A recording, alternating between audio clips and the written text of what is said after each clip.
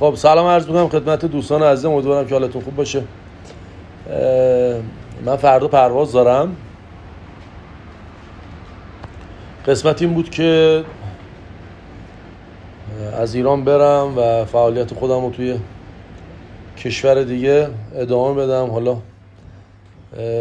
برخلاف میل باطنی من که خیلی کشور خودم و شهر خودم رو دوست دارم و عاشق مردمم، عاشق فرهنگ و آداب و معاشرات‌های یکم توی کوچه خیابون داره صورت میگیره هستم، ولی خب باید برم توی غربت ادامه بدم، هم زندگیمو هم طریقه بیزینسی که دارم، یا به همین شکلی که هست میبینی یا فرق خواهد کرد.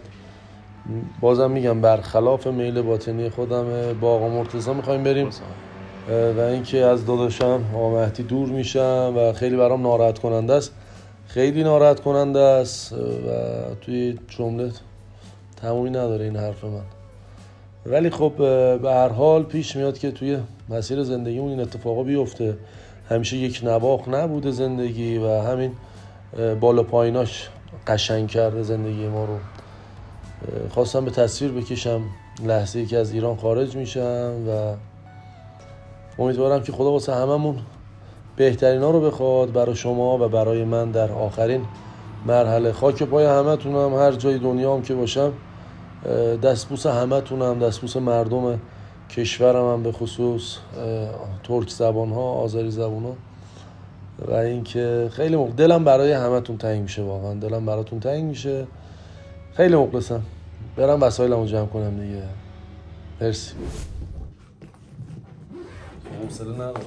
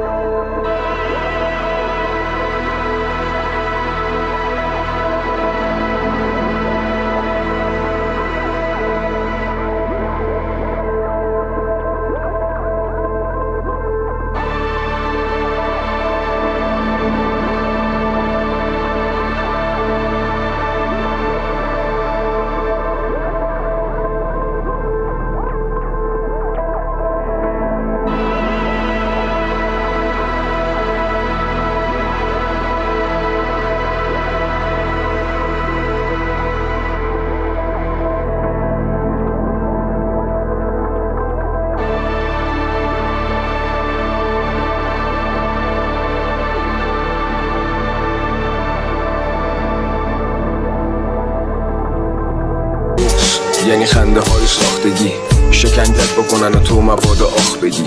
همه منتظر اینن یه جای گاف بدی، بکوبن زمین که فردا نتونی راه بری. بغض یعنی یه برهان پنهان، برم کنسرت ولی به عنوان مهمان. بغض یعنی پا به سن بذارم، بازم نمیتونم تو ایران پا به سن بذارم. انگار واسه بالا رفتم وجود داره یه راه بمال، ولی خدا غرور داده به ما. چرا؟ بعد این همه بدو تا آخرشم رسیدی به فرودگاه امام. بغض یه زن یه مرد ساکته، یه دستت پاسته یه دستت راکته. کی تو اون لحظه قادر به درک حالته؟ هیچکی. بغض لحظه یه ترک خاکته. داستان مال طرفای سال 64 ما خواستم دلتو بشکنم، با شیشه خورده هاش بزنم، رگ دستو پاره بکنم. به بابا گفتی بچه لگت زد دوباره، آخه شنیدم آه و ناله عجز و لابه. بعضی ها ضعیف بودن و بعضی هاشون بازه، حتی اختراع بشر آجواج کار خالق. سوء استفاده میله صاف و ساده، زنجیرهای نو به فکر زنجیرهای پاره. ابوی گند لاشه تفنگ بالا میاره، کی ما رو ساخته گفتن اعتراض گناه، گفت یه شعار ساده زنده باد زباله. خسته شدم ولی صدای موج شنیدم که گفت ماهیای آزاد جمع شدم پشت سد جوهر. همین شد که من با مشتی گره کرده متولد شدم. نگو بی ملاحظه است، نگو بی ادبه، چون که بعضی وقتا بعضی حرفا میطلبه. مهم اینه که دلتو به یک دنیای واقعی قرص کردی، آدم بیدار حقیقت رو دید. بغض یعنی یه فرزند تودار با یه لبخند رو کار، که از درون شکسته شده با یه حسرتی تومار. هر تو خونه ای که یه دم جنگ و طوفان، بعد همه خسته شدن و پدر رفته تو حال. جا انداخت و خوابید خونه پادگانه، فردا مامان زجر زنان توی دادگاهه. صداش گرفته دل شکسته حنجره خوش، طلاق این کلمه روح بچه رو کش. بغض یعنی دروغ بوده است تو به من، مفصل قصه.